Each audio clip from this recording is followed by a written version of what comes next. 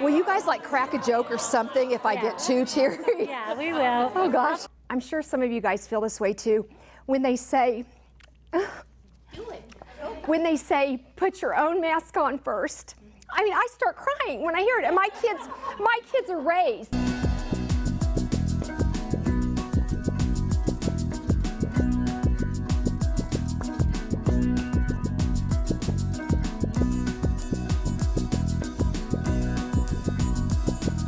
Thank you so much for having me today. And would you tell a little bit about what we're doing tonight? Sure. This is Shawnee Mission's first in a series for Executive Women's Health Conference. We thought we need to reach all the women presidents and VPs and CEOs of the company and tell them our story, how important it is for them to maintain their own health and their employees, and pass that along.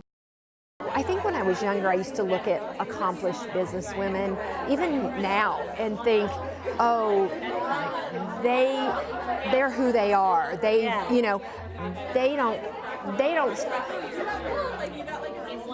Yeah, there you go again.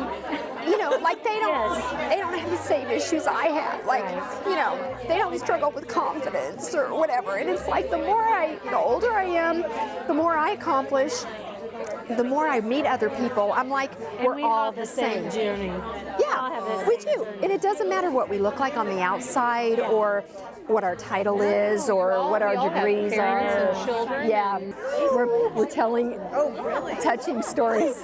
Yeah, I know, we're making it.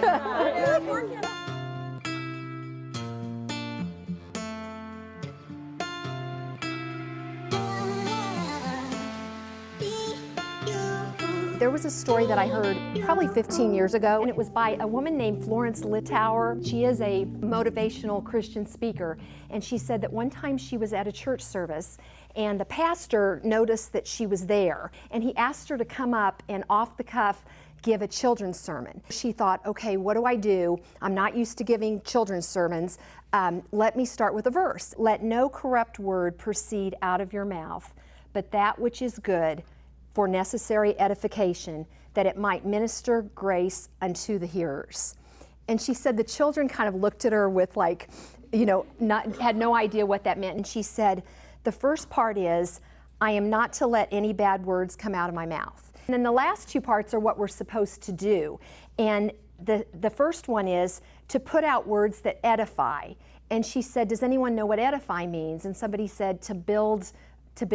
And she said, that's right, you know, to edify, you build up. That our words are like building blocks and you build them taller, and that you feel really good when you build something tall, and the last thing you would want is somebody to come and knock down your blocks, you know, with like negative words. She said the third part of that verse is use words that minister grace. And she asked somebody for a definition, and she said there was a young girl that had just been to Sunday school, so she must have learned this, and she said, grace is God's unmerited favor. So what that means is words should be good, like a gift.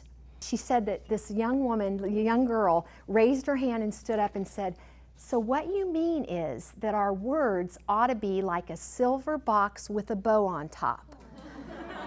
She went away from that day, and over the next few weeks, people would come to her and say how meaningful that lesson was to them. They started taking little silver boxes and wrapping them in silver wrapping paper and putting a bow on top and setting them in every room of their house so that they would be remembered that their words should be like a gift. You were so amazing. How many RCCs did you get? Like 2. I can't do that. I can't. I'm like, we had some, you know, teary eyes. You did. Fantastic. Oh.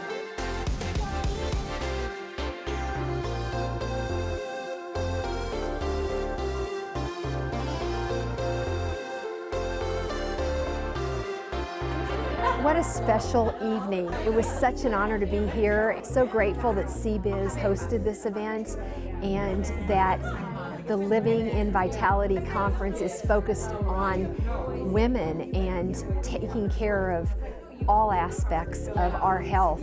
We had such a nice evening, shared stories afterwards. A lot of us were in tears, and it was just a great evening. So thank you so much, Robin and Liv, for including me in this evening.